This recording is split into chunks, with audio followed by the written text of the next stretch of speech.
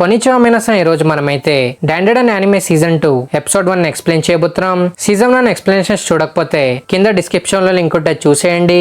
ఇంకా మీరు ఈ వీడియోని లైక్ చేసి లాస్ట్ వరకు అయితే తప్పకుండా చూడండి.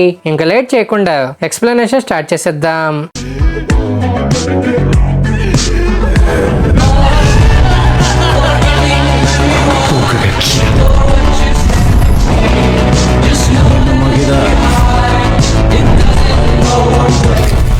ఎపిసోడ్ స్టార్టింగ్ లో మనం మోమోని హాట్ స్ప్రింగ్ లో చూస్తాం. మోమో వీళ్ళ మీద అటాక్ చేసే లోపే ఒక పర్సన్ మోమో హ్యాండ్స్ ని గ్రాప్ చేస్తాడు. ఇది చూసి మోమో వీళ్ళ నుంచి ఎలా ఎస్కేప్ అవ్వాలని ఫుల్ కన్ఫ్యూజన్ లో ఉంటుంది. ఇంకప్పుడే మనం టర్బో గ్రానీని చూస్తాం. గ్రానీ హాట్ స్ప్రింగ్ లో రిలాక్స్ అవుతూ ఉంటుంది. మోమో డేంజర్ లో ఉండడం నోటీస్ చేసి గ్రానీ తన పవర్స్ తో వీళ్ళ మీద అటాక్ చేయడం స్టార్ట్ చేస్తుంది. ఫస్ట్ తను ఒక రాక్ తో మోమోని రీస్ట్రైన్ చేసిన పర్సన్ మీద అటాక్ చేస్తుంది. ఈ ఛాన్స్ ని యూజ్ చేసుకుని మోమో హాట్ స్ప్రింగ్ నుంచి బయటకు వస్తుంది. మోమోని ఫాలో చేస్తున్న 2 పర్సన్స్ మీద గ్రానీ ఫెన్సెస్ తో అటాక్ చేస్తుంది. ఇంకా లాస్ట్ పర్సన్ మోమో లెగ్ ని గ్రాప్ చేయడం చూసి గ్రానీ ఆ హాట్ స్ప్రింగ్ వాల్ మొత్తాన్ని ఆ పర్సన్ మీద పడేస్తుంది. హాట్ స్ప్రింగ్ వాల్స్ అన్ని పగిలిపోయిన తర్వాత మోమోకి ఒక బ్యూటిఫుల్ సీనరీ కనిపిస్తుంది. ఇంకప్పుడే మోమో టర్బో గ్రానీని చూసి షాక్ అవుతుంది. తన రియాక్షన్ చూసిన గ్రానీ తను ఇక్కడికి ఎలా వచ్చిందో మోమోకి ఎక్స్ప్లెయిన్ చేస్తుంది.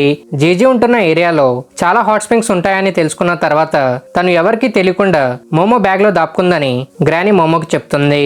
ఇంకా మోమో డ్రెస్ చేంజ్ చేసుకున్న తర్వాత తను ఇంకా గ్రానీ అక్కడ నుండి వెళ్ళిపోతారు. ఈ 5 పర్సన్స్ ఈ ప్లేస్ ని డిస్ట్రాయ్ చేశారనుకొని హాట్ స్ప్రింగ్ ఓనర్స్ ఈ 5 పర్సన్స్ ని క్యాప్చర్ చేయడానికి ట్రై చేస్తూ ఉంటారు. తన్ని సేవ్ చేసినందుకు మోమో గ్రానీకి థ్యాంక్స్ చెప్పి జీజీ హౌస్ గురించి గ్రానీ ఒపీనియన్ అడుగుతుంది. ఇది విన్న గ్రానీ మోమోకి రిప్లై ఇస్తూ జీజీ హౌస్ చాలా డేంజరస్ అని, ఆ ఇంట్లో చాలా మంది చనిపోయారని గ్రానీ మోమోకి చెప్తుంది. ఇంకా మనం జీజీ ఇంకా ఒకరిని చూస్తాం.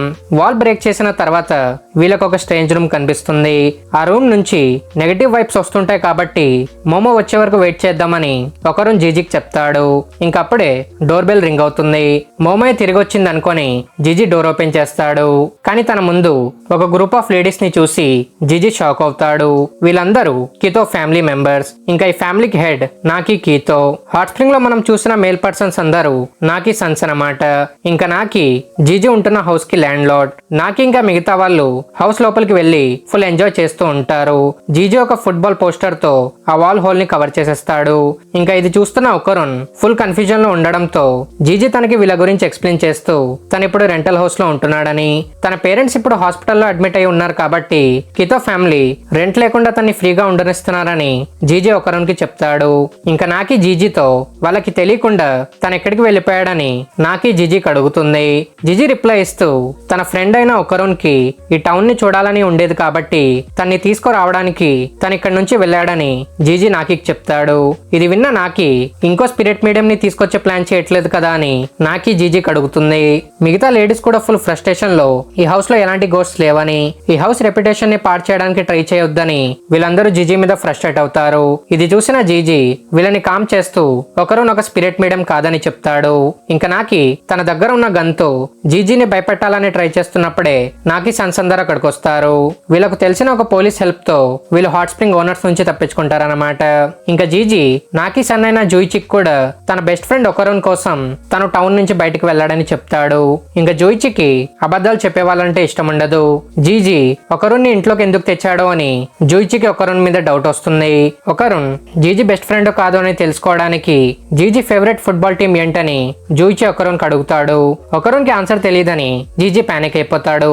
కానీ ఒకరున్ జీజీ ఇంట్లో ఉన్న ఫుట్బాల్ పోస్టర్ ని చూశాడు కాబట్టి ఒకరున్ జూయిచికి కరెక్ట్ ఆన్సర్ ఇస్తాడు. ఇది విన్న తర్వాత ఒకరున్ జీజీ బెస్ట్ ఫ్రెండ్ అని జూయిచి నమ్ముతాడు. ఇంకా ఈ సిచ్యువేషన్ కంట్రోల్ అయిందని అనుకునే లోపే నాకి మోమో గురించి జీజీకి అడుగుతుంది. ఇది విన్న జీజీ తను ఎలాంటి అమ్మాయిని ఇక్కడికి తీసుకురాలేదని వీళ్ళందరికీ అబద్ధం చెప్తాడు.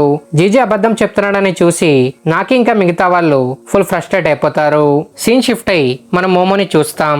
ఈ టౌన్ లో 200 years old సూచిని ఒక స్ట్రైన్ ఉందని జీజీ చెప్పాడు కాబట్టి ఆ శ్రైన్ ని విజిట్ చేయడానికి మోమో వెళ్తుంది. తన శ్రైన్ ప్రీస్ట్ అయిన మాంజిరోతో సూచినొక గురించి అడుగుతుంది. మాంజిరో ప్రీస్ట్ అయినప్పటికీ కూడా ఒక యూట్యూబర్ అవ్వాలని ట్రై చేస్తూ ఉంటాడు. ఇంకా మాంజిరో మోమోని శ్రైన్ లోపలికి తీసుకెళ్తాడు. సూచిని ఒక మాన్స్టర్ చాలా జాయింట్ సైజ్ లో ఉంటుందని మోమో ఎక్స్పెక్ట్ చేస్తుంది. కానీ ఆ శ్రైన్ లోపల ఓన్లీ ఒక స్మాల్ సైజ్ లో ఉన్న స్నేక్ స్కిన్ ఉంటుంది. మోమో డిసప్పాయింట్మెంట్ ని చూసి మాంజిరో టౌన్ గురించి మోమోకి ఎక్స్ప్లెయిన్ చేస్తాడు. ఒక స్కై డ్రాగన్ రెయిన్బోని క్యాష్ చేసి ఆకలేసినప్పుడు ఈ విలేజ్ లో ఉన్న మౌంటైన్ ఎరప్ట్ అయ్యి ఈ విలేజ్ ని డిస్ట్రాయ్ చేస్తుందని ఈ ష్రైన్ డాక్యుమెంట్స్ లో ఉంటాయి. ఈ విలేజ్ లో ఉండే ఓల్డ్ జనరేషన్ పీపుల్ ఈ మౌంటైన్ లో ఉన్న ఒక జాయింట్ స్నేక్ ని వర్షిప్ చేసేవారు.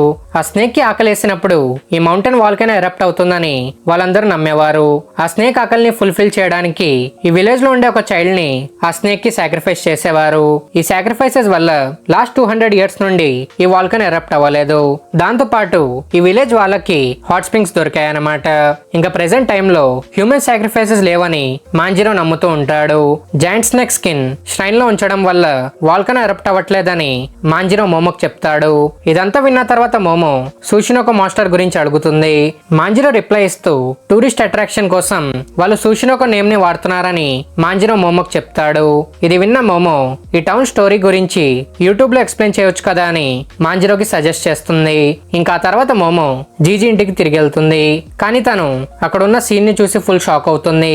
జీజీ అబద్ధం చెప్పినందుకు జూయిచి ఇంకా మిగతా వాళ్ళు కలిసి ఒకరోని ఇంకా జీజీని చాలా దారుణంగా కొడతారు. నాకి మోమోని చూసిన తర్వాత ఆఫరింగ్ ఫెస్టివల్ ని స్టార్ట్ చేద్దామని తన ఫ్యామిలీ మెంబర్స్ కి చెప్తుంది. ఇంకా మోమో వీళ్ళ మీద అటాక్ చేయడం స్టార్ట్ చేస్తుంది. మోమో తన పవర్స్ ఇంకా ఫైటింగ్ స్కిల్స్ తో వీళ్ళందరితో బాగానే ఫైట్ చేస్తుంది. కానీ లాస్ట్ లో నాకి మోమో మీద అటాక్ చేయడం స్టార్ట్ చేస్తుంది. నాకి ఫుల్ స్పీడ్ తో అటాక్ చేస్తూ ఉంటుంది కాబట్టి మోమో తన మీద ఎన్ని అటాక్స్ చేసినా కూడా నాకి ఆ అటాక్స్ ని డాచ్ చేస్తూ ఉంటుంది.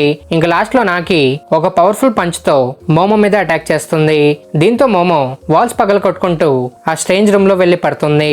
మోమో దగ్గర ఉన్న మిస్టీరియస్ పవర్ ఇంకా ఒక టాకింగ్ క్యాట్ ని చూసి నాకి ఫుల్ కన్ఫ్యూజన్ లో ఉంటుంది. కితో ఫ్యామిలీ ఈ హౌస్ ల్యాండ్ లార్డ్స్ అని మోమోకి తెలియదు కాబట్టి తను వీళ్ళు చేసిన యాక్షన్స్ వల్ల ఫుల్ ఫ్రస్ట్రేట్ అయి ఉంటుంది.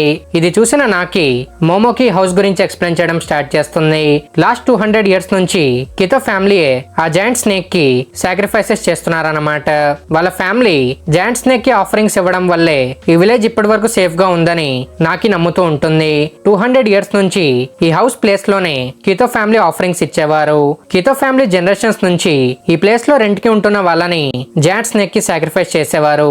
ఇంకా ప్రెసెంట్ టైమ్ లో కితో ఫ్యామిలీ జీజీ ఇంకా తన పేరెంట్స్ ని టార్గెట్ చేశారు.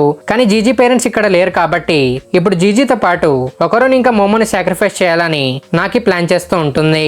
ఇంకప్పుడే ఆ రూమ్ ఫ్లోర్ మూవ్ అవ్వడం స్టార్ట్ అయ్యి మోమో ఫ్లోర్ లోపలికి సింక్ అవుతూ ఉంటుంది.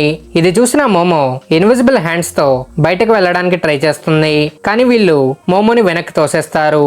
ఇంకెప్పుడు ఏం చేయాలో అని మోమో పానిక్ అవుతున్నప్పుడే జీజీ ఇంకా ఒకరున్ వీళ్ళ మీద అటాక్ చేసి మోమోని సేవ్ చేయడానికి ట్రై చేస్తారు. కానీ అప్పుడే ఆ ఫ్లోర్ కొలాప్స్ అయ్యి వీళ్ళందరూ అండర్ గ్రౌండ్ లో పడిపోతారు. అండర్ గ్రౌండ్ లో వీళ్ళందరికీ చాలా ఓల్డ్ హౌసెస్ కనిపిస్తాయి. ఇన్ని ఓల్డ్ హౌసెస్ ఇక్కడ ఉన్నాయి ఏంటని ఒకరు ఇంకా మోమోకి అర్థమయ్యే లోపే వాళ్ళకి జీజీ వాయిస్ వినిపిస్తుంది. జీజీ ఒక పైప్ ని పట్టుకుని వేలాడుతూ ఉంటాడు. మోమో తన్ని పైకి లాగే లోపే ఆ పైప్ పగిలిపోయి జీజీ డైరెక్ట్ గా వెళ్లి ఒక జాయింట్ ఎర్త్వామ్ బాడీ మీద పడతాడు. ఈ ఎర్త్వామ్ ని చూడగానే కితో ఫ్యామిలీ వాళ్ళ ఆఫరింగ్స్ ని యాక్సెప్ట్ చేయమని ఆ ఎర్త్వామ్ కి చెప్పి వాళ్ళ రిచువల్ డాన్స్ చేయడం స్టార్ట్ చేస్తారు. ఇంకా వీళ్ళు అనుకున్నట్టు ఈ టౌన్ లో ఉంటున్న సూషినోకో మాన్స్టర్ ఒక స్నేక్ కాదని వీళ్ళ నలుగురికి అర్థమవుతుంది. టర్బోగ్రాని ఎర్త్వామ్ ని కారాగోరి అని ఐడెంటిఫై చేస్తుంది. ఒకరు చదివిన ఒక్కల్ట్ బుక్ లో దీన్ని మంగోలియన్ ఎర్త్వామ్ అని పిలుస్తారు. ఈ man eating earthworm 2 meter size కాకుండా ఇంత జాయింట్ సైజ్ లో ఉందేంటని ఒకరు ఫుల్ షాక్ లో ఉంటాడు. వాళ్ళు వర్షిప్ చేస్తుంది ఒక డేంజరస్ మ్యాన్ ఈటింగ్ ఎర్త్వామ్ అని మోమో వీళ్ళకి వాన్ చేయాలని ట్రై చేస్తుంది. కానీ వీళ్ళు రిచువల్ పర్ఫామ్ చేస్తున్నప్పుడే ఆ ఎర్త్వామ్ వీళ్ళ మీద అటాక్ చేసేస్తుంది. ఇది చూసి వీళ్ళు షాక్ అయ్యి అక్కడ ఉన్న ఒక ఇంట్లో దాపుకుందామని డిసైడ్ అవుతారు. ఫస్ట్ జీజీ హౌస్ లో ఎంటర్ అయ్యి మోమో ఇంకా ఒకరుని పిలుస్తాడు. కానీ తను వెనక్కి తిరిగి చూడగానే మోమో ఇంకా ఒకరున్ స్ట్రేంజ్ గా బిహేవ్ చేస్తూ ఉంటారు. జీజీకి ఏం జరిగిందో అని అర్థమయ్యే లోపే ఒకరున్ ట్రాన్స్ఫార్మ్ అయ్యి జీజీ మీద అటాక్ చేయడానికి వస్తాడు. ఇంకెక్కడితో ఎపిసోడ్ 1 కంప్లీట్ అవుతుంది. ఎపిసోడ్ 1 ఎక్స్ప్లెనేషన్ ఎలా అనిపించిందో కింద కామెంట్స్ లో అయితే తప్పకుండా చెప్పండి. ఇంకా మీరు నెక్స్ట్ ఎపిసోడ్స్ ని మిస్ కాకూడదు అనుకుంటే ఛానల్ ని సబ్స్క్రైబ్ చేసుకొని బెల్ ఐకాన్ ఆన్ చేసుకోండి. ఇంకా మనం నెక్స్ట్ వీడియోలో కలుద్దాం. Thank you for watching.